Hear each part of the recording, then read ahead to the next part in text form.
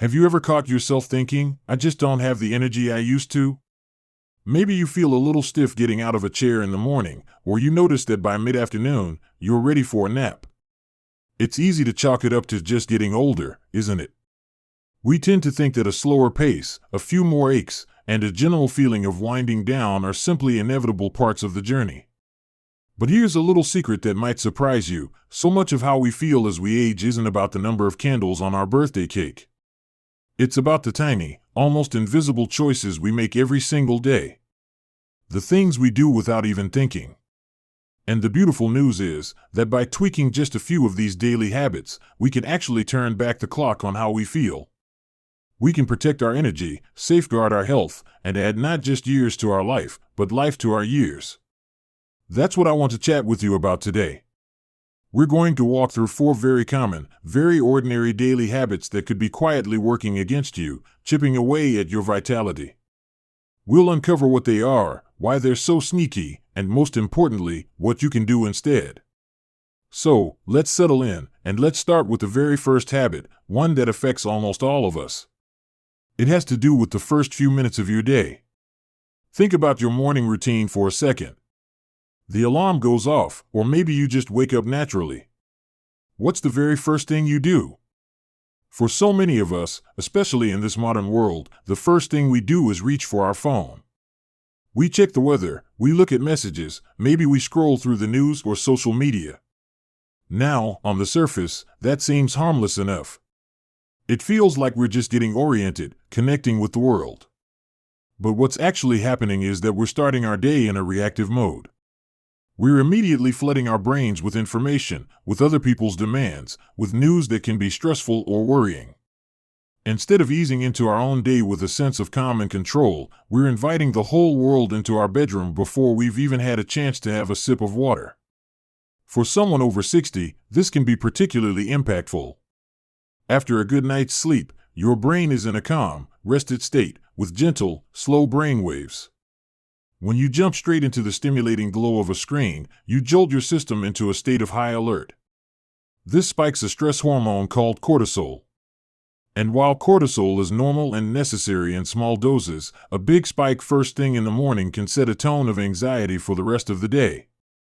It can leave you feeling frazzled, make it harder to concentrate, and even contribute to inflammation in the body over time. Instead of reaching for that phone, try this for the next week.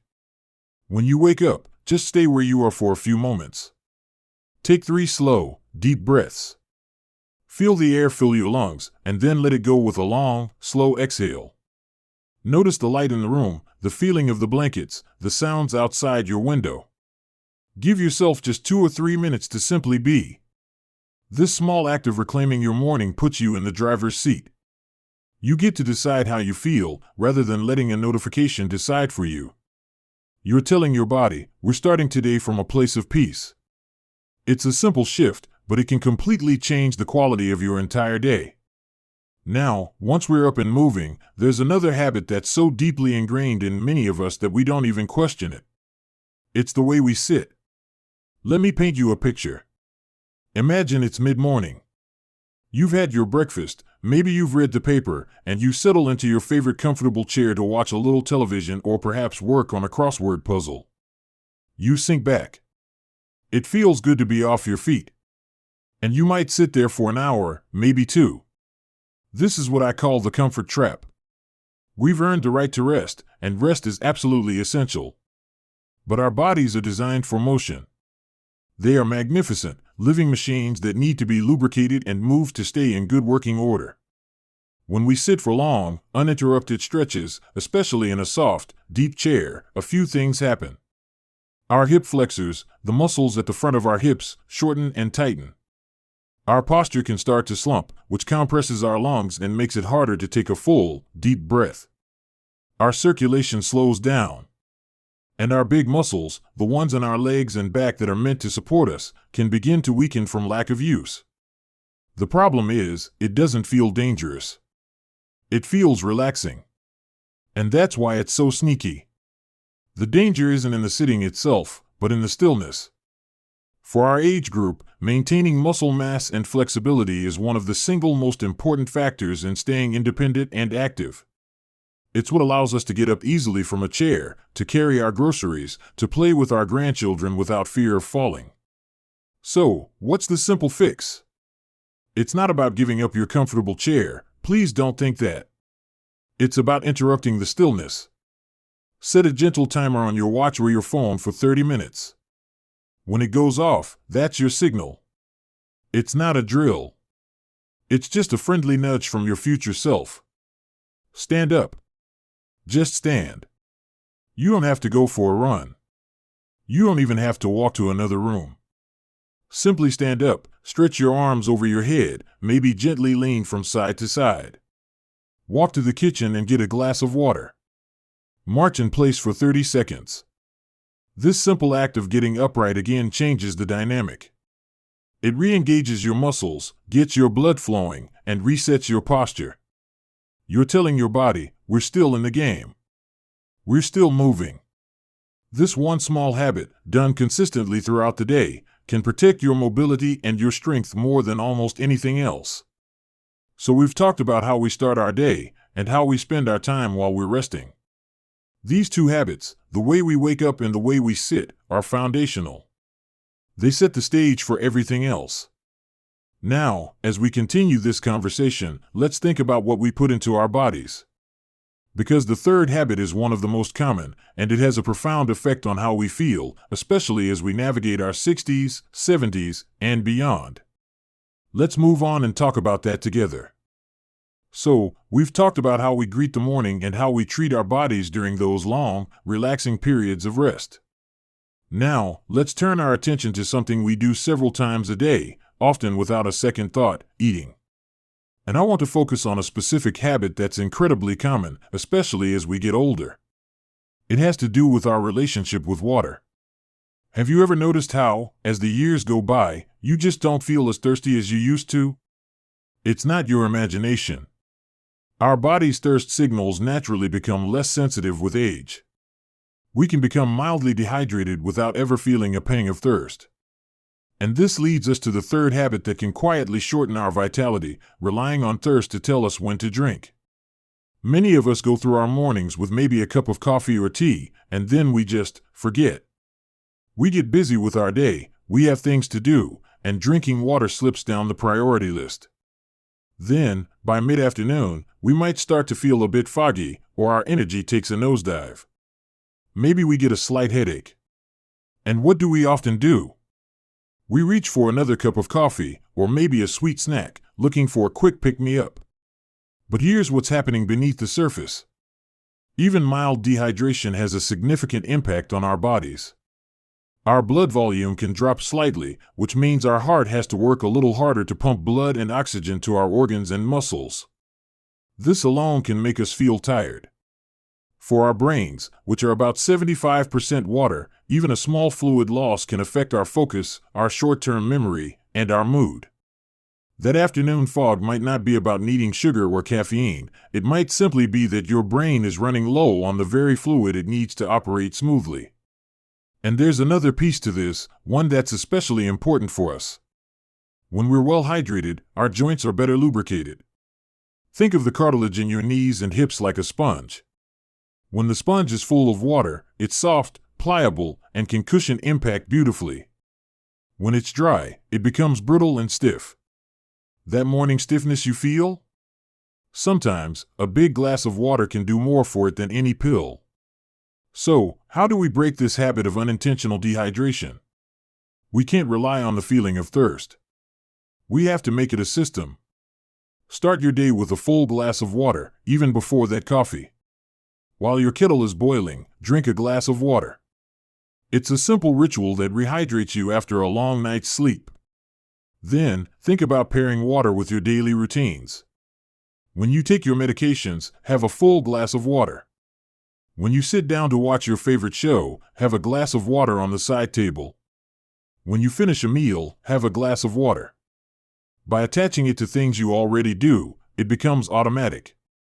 Aim for small, consistent sips throughout the day. Your energy, your focus, and even your joints will thank you. You'll be giving your body the single most essential ingredient it needs to perform its daily magic. Now, with that solid foundation of hydration in place, let's move on to the fourth habit. This one is a little more delicate, a little more personal, but it's just as important. It has to do with the stories we tell ourselves. Think for a moment about the conversations you have with yourself, that little voice in your head. When you misplace your keys, what does that voice say? Does it say, "Oh, I'm just having a senior moment," or "There I go again, losing my mind"? When you try a new recipe and it doesn't turn out quite right, do you think, "Well, I'm just not as sharp as I used to be"? These might seem like harmless, even humorous, throwaway comments. But our brains are listening. They believe what we tell them. This is what I call the habit of mental labeling. And for many of us over 60, it's become a reflexive response to the normal little blips of everyday life. We attach an age-related story to a perfectly normal human experience. The truth is, people of all ages misplace their keys. People of all ages forget a name now and then. But when a younger person does it, they think, "I'm so busy," or "I need to get more sleep." When we do it, we too often think, "It's my age." And that label carries a heavy weight. It creates a sense of inevitability, a feeling that we're on a downward slide. This can actually increase anxiety, which in turn makes those memory blips worse. It becomes a self-fulfilling prophecy. We expect to forget, so we stop paying attention, and then we forget. We expect to have less energy, so we slow down, and then we have less energy. This habit isn't just about memory. It's about our entire outlook. If you constantly tell yourself that your life is winding down, your body and spirit will follow that script. But if you can catch yourself in these moments and gently change the narrative, something remarkable happens. You reclaim your power. So, the next time you misplace your glasses, pause before you speak. Instead of saying, "Oh, my memory is going," try saying something neutral, like, "I wonder where I put them," or even better, a gentle, "My mind is on other things right now." You're not denying the moment. You're just removing the age-related judgment from it. You're giving your brain the message that this is a simple, fixable moment, not a sign of decline. This one shift in perspective can do wonders for your confidence and your overall sense of well-being. It keeps your mind engaged, curious, and optimistic, which are some of the best tools we have for staying sharp. So, we've talked about hydrating our bodies and now, in a way, hydrating our minds with more empowering thoughts. These 4 habits, how we start our day, how we rest, how we drink, and how we talk to ourselves, are the cornerstones of a vibrant life. Now that we've laid this groundwork, let's bring it all together and talk about how to weave these changes into a beautiful, sustainable tapestry for your everyday life. Welcome back. It feels good to be together, working through this, doesn't it? We've covered some really important ground. We've talked about the quiet power of claiming our mornings, the essential need to interrupt long periods of sitting, the simple act of drinking water throughout the day, and the profound impact of the stories we tell ourselves. These aren't just random tips. They're interconnected. They all work together to support one thing: your body's amazing ability to thrive, not just survive. Now, as we move into this final part of our conversation, I want to weave these threads together and look at the bigger picture. Because knowing about these habits is one thing, but actually integrating them into the flow of a real, busy, wonderful life is where the magic happens. It's about creating a lifestyle that feels so natural, so easy, that you're not even thinking about habits anymore. You're just living in a way that honors the incredible vessel that carries you through this world. Let's start by revisiting the idea of movement, but from a slightly different angle. We talked about getting up every 30 minutes, which is crucial. But what about the kind of movement we do when we are up? This is where we can take that habit and make it even more powerful. Instead of just standing up and sitting back down, what if we turned those movement snacks into moments of genuine joy and function? Think about the things you already love to do. Do you enjoy tending to your garden? That's not just a chore, it's a symphony of movement, squatting, reaching, twisting, lifting. Each time you pull a weed or deadhead a flower, you're strengthening your core, improving your balance, and keeping your joints fluid. Do you love to cook a big Sunday dinner for the family? Chopping vegetables, stirring a pot, reaching for a dish on a high shelf, that's all functional movement. It's using your body in the way it was designed to be used. So, the next layer of this habit is to look for opportunities to move with purpose. When you get up from your chair, instead of just stretching, walk to the kitchen and put one dish away. When you're waiting for the kettle to boil, do a few slow, supported squats holding onto the counter. When you're watching TV, during the commercial breaks, get up and walk a lap around the living room. You're not exercising, you're simply weaving more life into your moments.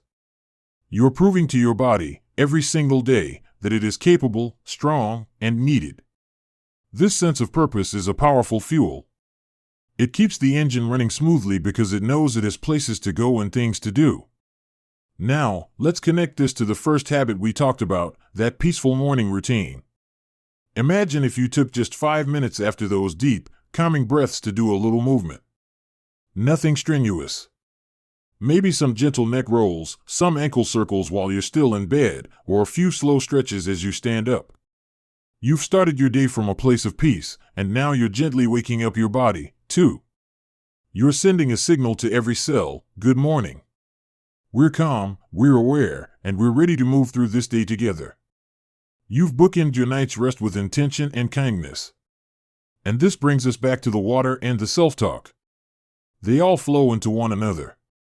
When you're hydrated, your mind is clearer, which makes it easier to catch those negative thoughts and reframe them. When you move your body, you feel more capable and energetic, which naturally leads to more positive self-talk. When you start your day with calm intention, you're more likely to make mindful choices about hydration and movement throughout the day. It's a beautiful, positive cycle. Think of it like tending a garden. You can't just water the soil and ignore the sunlight, or just pull the weeds and ignore the watering. All the elements have to work in harmony. Your health is the same. Your morning peace is the sunlight, the gentle nourishment. Your movement is the deep roots, anchoring you and drawing up strength. Your hydration is the water, carrying life to every leaf and stem. And your positive self-talk is the gentle hand of the gardener, believing in the plant's ability to grow and bloom, no matter the season. So, as we come to the end of our time together today, I want to leave you with this thought: you are the gardener of your own life. You have more power than you realize. These small, daily choices are your tools. They are simple, they are gentle, and they are incredibly effective. You don't need to make huge, drastic changes. Just pick one. Maybe tomorrow morning, just take those 3 deep breaths before you look at anything. Just that. Do that for a few days until it feels natural. Then, add in that glass of water. One small, beautiful change at a time. Your future self, the one who gets up from a chair with ease, who has the energy for an afternoon walk, who feels clear-headed and optimistic, that future self is cheering you on. They are built from the choices you make today. I would absolutely love to hear from you. Which of these habits do you think you'll try first? Do you have a morning ritual that already works for you? Share your thoughts and experiences in the comments below. Your story might be just the inspiration someone else needs to hear. And if you found this conversation helpful, please give this video a thumbs up. It helps others in our community find it, too. And if you haven't already, consider subscribing to the channel and hitting that notification bell. We're building a lovely community here, focused on living our best lives, at any age. Thank you so much for spending this time with me. Be kind to yourself this week, celebrate the small victories, and remember, every single day is a fresh opportunity to thrive. Here's to your health, your happiness, and your beautiful, vibrant life. I'll see you in the next video.